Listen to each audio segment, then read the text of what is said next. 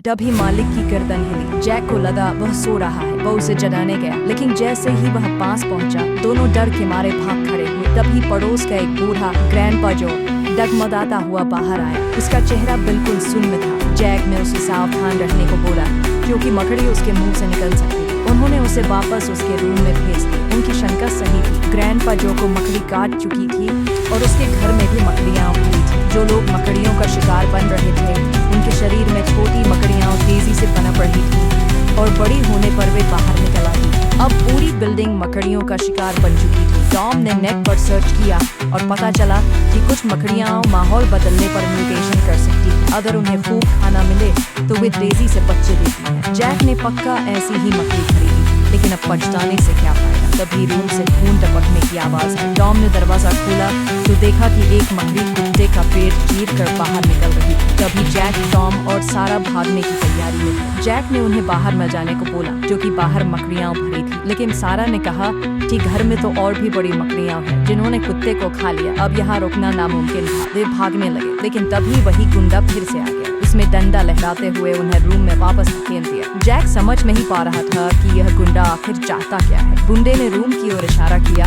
और पूछा कि जैक का रूम कौन सा है। उसे अब भी यकीन था कि जैक ड्रग्स बेचता है। जैक ने उसे रोकने की कोशिश की, लेकिन गुंडा नहीं माना। वह जैक के रूम में गया और उसने टेप से बंद डिब्बा देखा। उसे लगा कि उसमें ड्रग्स है। उसमें चाकू से टेप काटा और तभी चीखने की आवाज आई। बाकी लोग फटाफट वहां से भागे। गुंडा अपनी लालच की वजह से मकड़ियों का शिकार बन गया। वे लोग नीचे की ओर भागे, लेकिन गलियारों में मकड़ियों के जाले थे। इसी तरह वे पहली मंजिल तक पहुंचे और मेन गेट से भागने की कोशिश की, लेकिन गेट पूरी तरह जालों से ढका था और उस पर कई बड़ी मकड़ियां थीं। अचानक लाइट चली गई, जिससे वे डर के मारे चिल्ला पड़े। मेन गेट बंद था तो जेन ने बोला कि अंडरग्राउंड पार्किंग से निकला जाए। उनके पास कोई और रास्ता नहीं था। वे पार्किंग की ओर भागे, लेकिन जैसे ही उन्होंने लोहे का गेट खोला, वे सन्न रह गए। गलियारा मकड़ियों से भरा था। ये किसी मकड़ी की गुफा जैसा था। सारा ने इस रास्ते से जाने से मना कर दिया। तभी जैक ने देखा कि जब लाइट बंद होती है तो मकड़ियां एक्टिव हो जाती हैं, लेकिन रोशनी में वे चुपचाप रहती हैं। जेन ने स्विच ऑन रखने का जिम्मा लिया ताकि बाकी लोग पार कर सकें, लेकिन दूसरी तरफ का स्विच खराब था। अगर टाइम खत्म हुआ तो जेन की जान खतरे में पड़ सकती थी। जैक ने खुद स्विच संभालने को बोला, लेकिन जेन ने कहा कि उसका शरीर भारी है जिससे मकड़ियां भड़क सकती। आखिरकार जेन पीछे रह गई। बाकी लोग धीरे धीरे गलियारे में बढ़े। रोशनी की वजह से मकड़ियां चुप थी। जेन भी अलर्ट थी। आखिरकार वे लोग पार्किंग के गेट तक पहुंच गए। जेन ने स्विच को फुल ऑन किया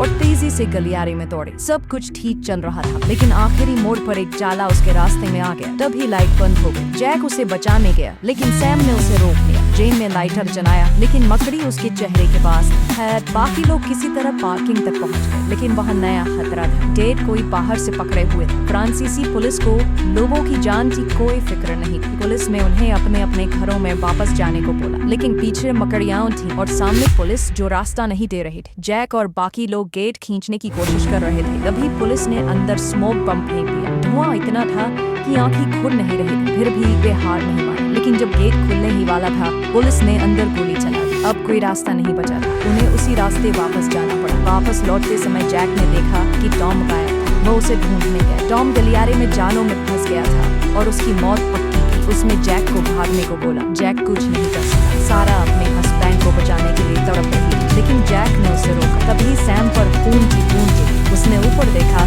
तो मैरी आंटी का शव जालों में लटका था। उसके पेट से बड़ी सी मकड़ी निकल रही थी। अब और टाइम नहीं था। वे चीख की सारा को खींचकर कचरे के रूम में छिप गए। वहाँ मैरी आंटी के चीखना